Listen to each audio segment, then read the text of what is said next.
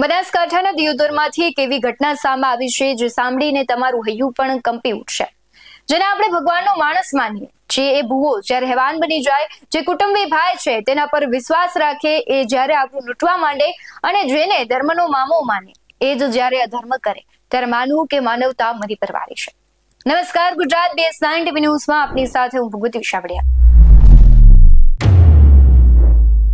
ઘટનાની વિગત એવી છે કે ઓઢા ગામની પરણીતાને પોતાના પતિ સાથે અણબનાવ હોવાની અને છૂટાછેડા જોઈતા હતા.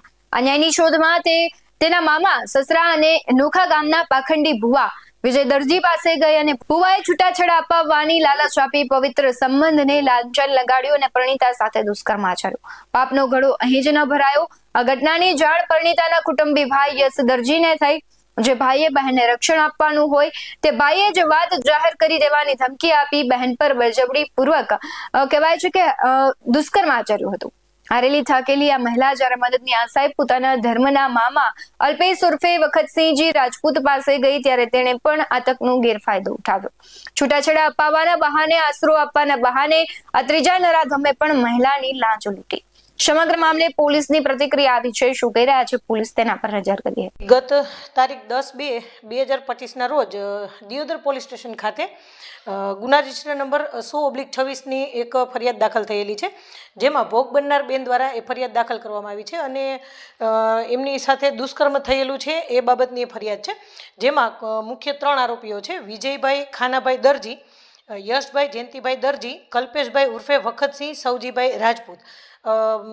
મળતી માહિતી અને ફરિયાદ મુજબ વિગત એવી છે કે આરોપી નંબર 1 એ ફરિયાદીના મામાજી સસરા વિજયભાઈ ખાનાભાઈ દરજી, તેઓએ ફરિયાદીને લગ્નનું છૂટું કરાવવાની લાલચ આપી અને તેમની સાથે દુષ્કર્મ આચરેલું છે. અને ત્યારબાદ આરોપી નંબર 2 કે જે ફરિયાદીના સગા કાકાના દીકરા થાય છે, જેનું નામ છે યશભાઈ જયંતિભાઈ દરજી, તેઓએ પણ તેમની સાથે 2 વખત બળજબરીથી બળાત્કાર કરી અને જાનથી મારી નાખવાની અને બદનામ કરવાની ધમકીઓ આપેલી છે. અને આરોપી નંબર 3 છે તે ફરિયાદીના ધર્મના માનેલા મામા કલ્પેશભાઈ ઉર્ફે વખતસિંહ સૌજીભાઈ રાજપૂત, તેમને પણ તેને ઘરે રાખવાની લાલચ આપી અને તેની સાથે દુષ્કર્મ કરેલું છે. અને આવી સખત વખોડી શકાય તેવી આ જે ઘટના છે અને એના લઈને ફરિયાદ દાખલ કરેલી છે અને ત્રણેય આરોપીઓને હાલ અટક કરેલા છે અને આગળની કાર્યવાહી ચાલુ છે. આખરે હિંમત હાર્યા વગર પીડિતાએ દિયોદર પોલીસ મથકે ન્યાયની ગુહાર લગાવી. પોલીસે તાત્કાલિક એક્શન મોડમાં આવીને આ ત્રણેય નરાધમોને દબોચી લીધા છે. ડીવાયએસપી શિલ્પા ભરાઈના માર્ગદર્શન હેઠળ પોલીસે આ કેસમાં કડક કાર્યવાહી હાથ ધરી છે. પરંતુ સવાલ એ થાય છે કે શું હવે દીકરીઓને પોતાના સગાઓ પર પણ વિશ્વાસ ન કરવો? શું આ પાખંડી ભુવાઓ ક્યાં સુધી ધર્મના નામે ધતિંગ કરીને સ્ત્રીઓની ઇજ્જત સાથે ખેલ ખેલશે?